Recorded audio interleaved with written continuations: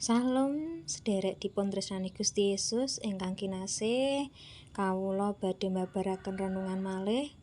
Nanging sakderengipun monggo kita ndedonga rumiyin. Gusti Allah Rama kawula ingkang wonten ing swarga, kawula munjuk sembah nuwun awit saking sih rahmat saha berkah dalem ingkang tansah lumeber dumateng kawula. Sedaya ingkang wedal menika kawula badhe nampi sabda dalem lumantar renungan singkat.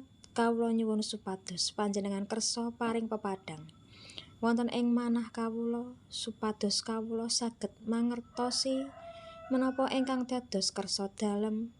Mugi sabda menika saged dados tatunggilan gesang lan nuntun kawula wonten ing margi ingkang leres. Wonten ing asmanipun Gusti Yesus kawula munjuk donga. Amin. Renungan menika kula paringi judul Putra kang maringi tentrem. Kapendhet saking serat Yesaya 9 ayat gangsal. Mekaten, amarga ana bayi kang wus miyos kanggo kita, ana putra kang wus kaparangake marang kita. Lambanging pamarintahan ana ing pamidhangane lan asmane sinebut Penaséhat Elok. Gusti Allah ingkang prakoso, Rama kang langgeng, Ratunggiling katentreman. Sedulur-sedulur ingkang dipun-tresnani Gusti, ayat menika nggambaraken prajanji ageng saking Gusti Allah kagem manungsa, kagem kita sedanten. Wonten ing donya ingkang kebak rubeda lan rasa kuwatir, Gusti paring pitulungan boten mawi bala tentara ingkang madeni, nanging mawi wujud sawijining bocah utawi bejabang bayi. Menika bukti bilih katresnanipun Gusti Yesus dumateng kita menika nyata lan asipat andhap asor. Wonten sekawan asma ingkang dipun sebutaken kagem nggambaraken sapa ta leresipun lare menika.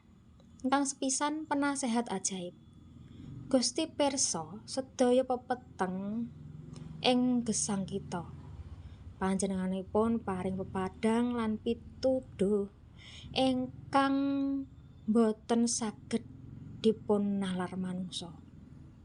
Ingkang kaping kalih, Allah kang maha perkasa. Gusti kita boten ringkih, panjenenganipun kagungan panguwasan kagem kliwari kita saking dosa lan panggoda. Ingkang ketiga, Rama kang langgeng. Gusti menika kados dene Bapa ingkang njagi, ngrumat lan nresnani putranipun. Selanipun boten nate nilaraken kita. Kang sekawan, ratuning katentreman. Ing setengahing donya ingkang kebak congkrah namung Gusti Yesus ingkang saged paring tentrem rahayu ingkang sejati wonten ing manah. Para sedherek ingkang kinasih, sumangga kita sami pasrah sumendhe dumateng Sang Kristus menawi panjenengane ngarsa sayah utawi kuwatir, eling bilih pamarintahan ana ing pundhake. Tegesipun gesang kita menika dipun nasta dening Gusti piyambak. Kita boten mlampah piyambakan.